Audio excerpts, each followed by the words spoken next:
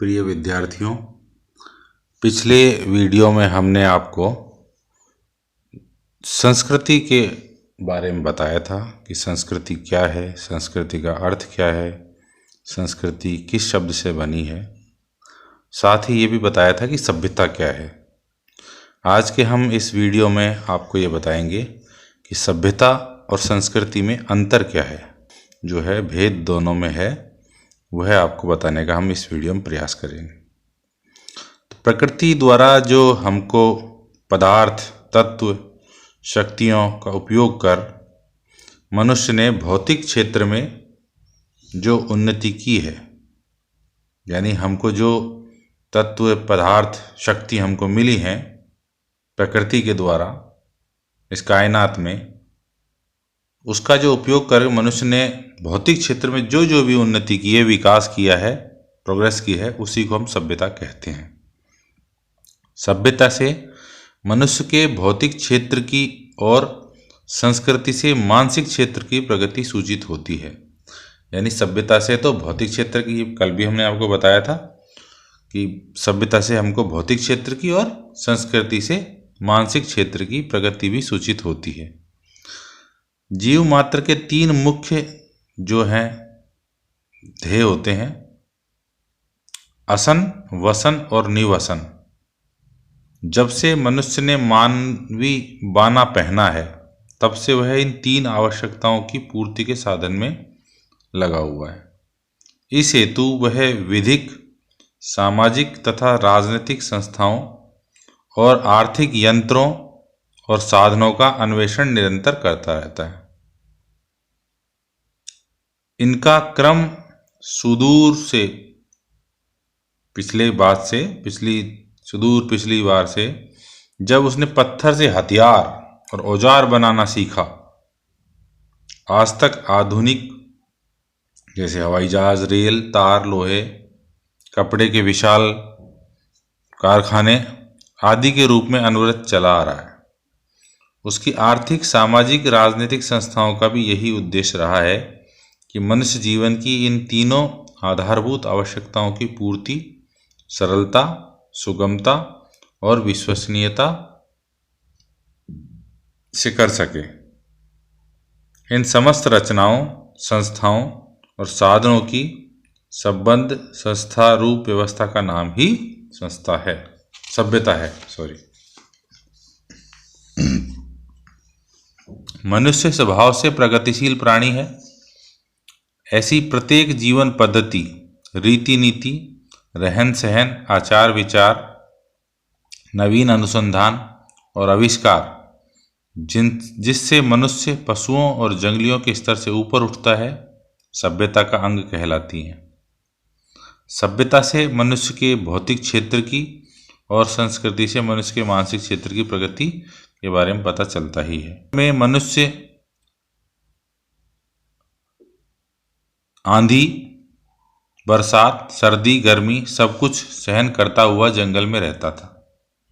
धीरे धीरे उसने प्राकृतिक जो आपदाएं थी उनसे अपनी रक्षा करने के लिए सबसे पहले गुफाओं में, फिर लकड़ी, ईंट, पत्थर के मकानों का निर्माण किया। अब वह लोहे, सीमेंट की बनी हुई बहुत ऊंची ऊंची मंजिलों वाले मकान का निर्माण करने में आप लगा हुआ है। आप देखते हैं बड़े बड़े शहरों में, बड़े महानगरों में इस तरह की इमारतें बनती हैं। 100-100 मंजिला इमारतें भी इस दुनिया में बन रही हैं। प्राचीन काल में यातायात का साधन क्या था? केवल 2 पैर थे। आदमी यानी पैदल चलता था। पैदल चलना ही वो संचार का आवागमन का साधन था। फिर उसने धीरे धीरे पशुओं का सहारा लिया, जैसे घोड़े, ऊंट, हाथी, रथ। इन सब के द्वारा वह दूसरी जगह जाने लगा। यानी आवागमन का साधन पैर के बाद पशु हो गए। और अब वह मोटर और रेलगाड़ी के द्वारा थोड़े समय में ही अधिक दूरी तय करने लगा है। हवाई जहाज लेकर आकाश में उड़ने लगा है। अंतरिक्ष यानों के द्वारा चंद्रमा पर पहुंच गया तथा मंगल व शुक्र ग्रह पर पहुंचने के प्रयत्न कर रहा है। पहले मनुष्य जंगल में के जो कंदमूल फल होते हैं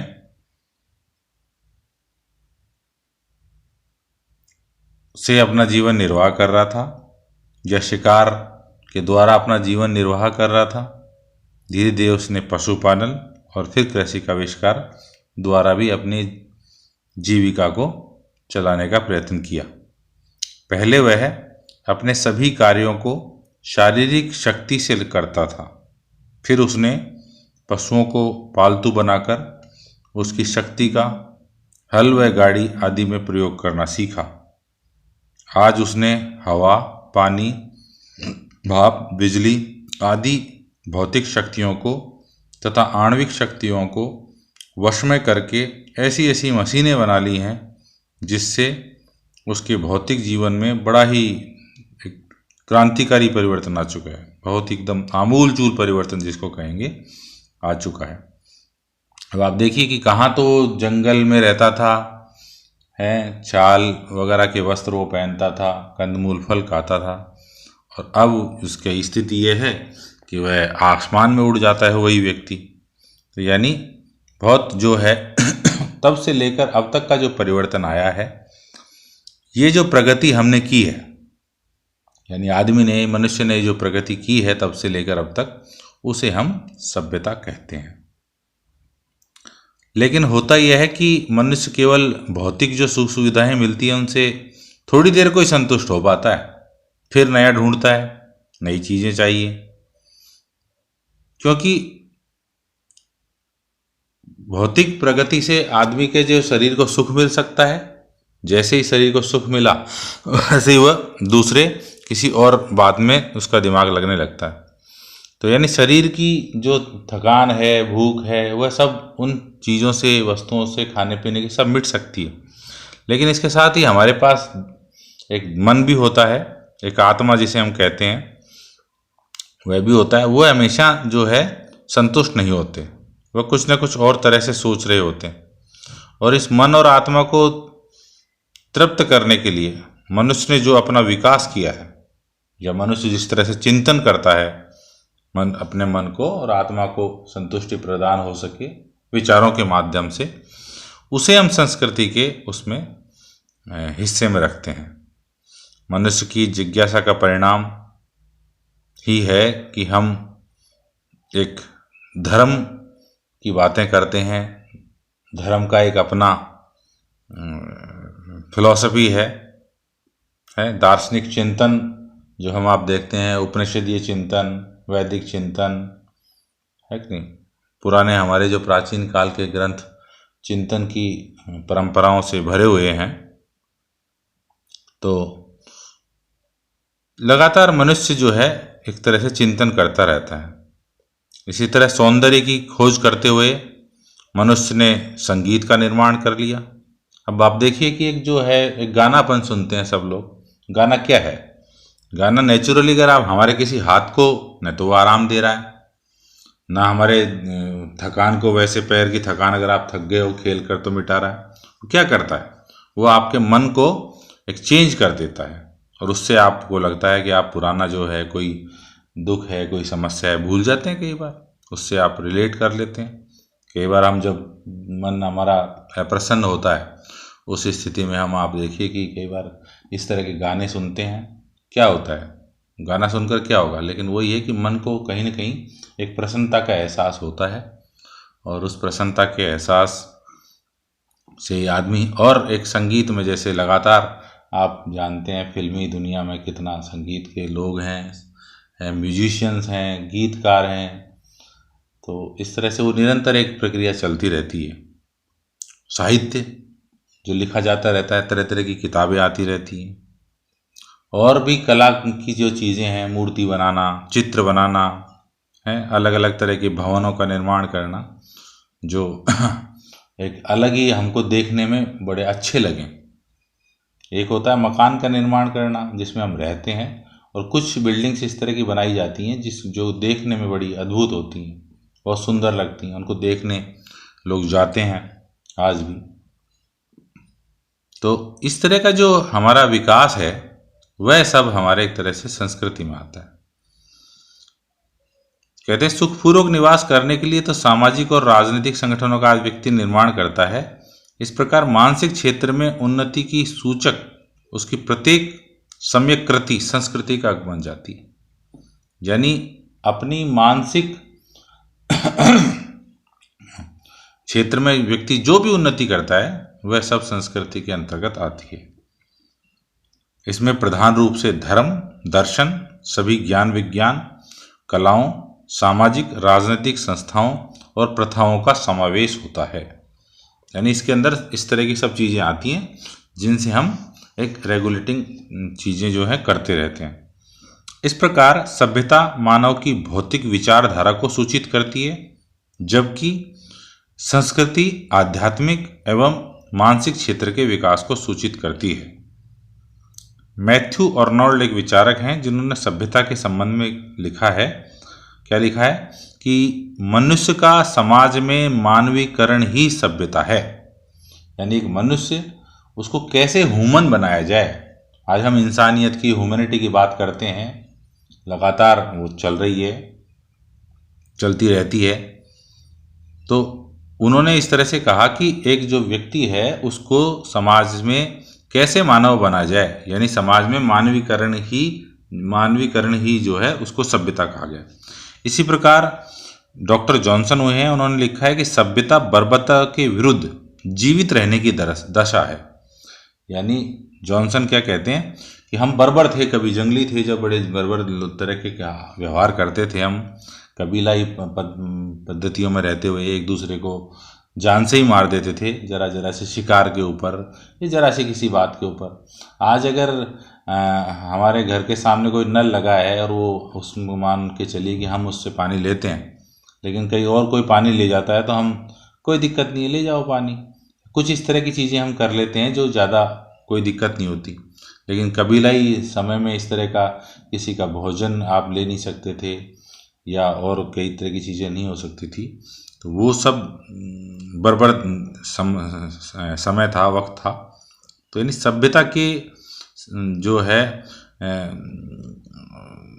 मतलब उसमें बर्बर व्यक्ति जो है वो कैसे अब एक तरह से आम व्यक्तियों के साथ इजीली हम आज जीना सीख गए हैं, वह उसको बताते हैं जॉनसन अपने शब्दों में कि सभ्यता बर्बरता के विरुद्ध जीवित रहने की दशा है। डॉक्टर बैजनाथ पुरी ने सभ्यता और संस्कृति के अंतर को इस प्रकार व्यक्त किया है कि संस्कृति अभ्यंतर है, सभ्यता केवल बाह्य है।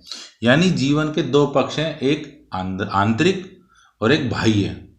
तो आंतरिक जो हम सोच रहे होते हैं, विचार रहे होते हैं, बाह्य जैसे हमने क्या कपड़े पहने हैं, है कि नहीं, हम क्या खा रहे हैं, हम किस साधन का उपयोग कर रहे हैं। तो यानी इस तरह से एक जीवन के दो पक्ष हैं, एक आंतरिक पक्ष, एक बाह्य पक्ष। तो यानी बाह्य पक्ष है वह सभ्यता कहलाता है और आंतरिक पक्ष जो है वह संस्कृति कहलाता है। तो इस तरह से हम मोटे तौर पर कह सकते हैं कि सभ्यता मनुष्य को प्रगतिवाद की ओर ले जाने का संकेत करती है, लेकिन मनुष्य अपनी बुद्धि का प्रयोग कर विचार और कर्म के क्षेत्र में जो सृजन करता है उसे संस्कृति कहते हैं। मनुष्य ने धर्म का जो विकास किया, दर्शन शास्त्र के रूप में जो चिंतन किया, साहित्य संगीत तथा कला को जो सृष्टि की, कला की जो एक निर्माण किया, सामूहिक जीवन को हितकर और सुखी बनाने के लिए जिन पदार्थों एवं संस्थाओं का विकास किया, उन सभी का समावेश संस्कृति में होता है। यानी मनुष्य धीरे धीरे, हम जब सब लोग आज कलेक्टिवली रहते हैं, पूरा देश, पूरी दुनिया, हम एक दूसरे के अच्छाई के लिए हम प्रयत्न करते रहते हैं। अलग अलग संस्थाएं बनी हुई तो हैं। आज जैसे कॉलेज ही है, कॉलेज का काम क्या है? कॉलेज का काम है कि जिस कॉलेज में जिस एरिया के भी या कहीं के भी बच्चे आते हैं, उन बच्चों को सही दिशा देना, मानवीय ये मूल्यों का उनको बारे में बताना, और एक मानव दूसरे मानव के प्रति कैसे व्यवहार करे, उसके साथ कैसे रहे, ये मुख्य बात है, ये बताई जाती है। तो इस तरह से मतलब निरंतर जो इस तरह के काम है वह संस्कृति के अंतर्गत आते हैं।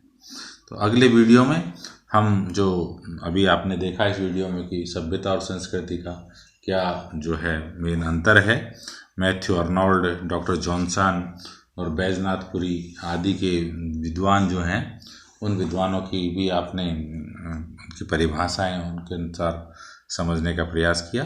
अगले वीडियो में हम आपको भारतीय संस्कृति की जो कुछ विशेषताएं हैं, जैसे मतलब प्राचीन है भारतीय संस्कृति और आध्यात्म है भारतीय संस्कृति में, जैसे सहिष्णुता का एक मूल्य है, तो इस तरह की जो चीज़ें हैं वो आपको अगले वीडियो में बताएंगे।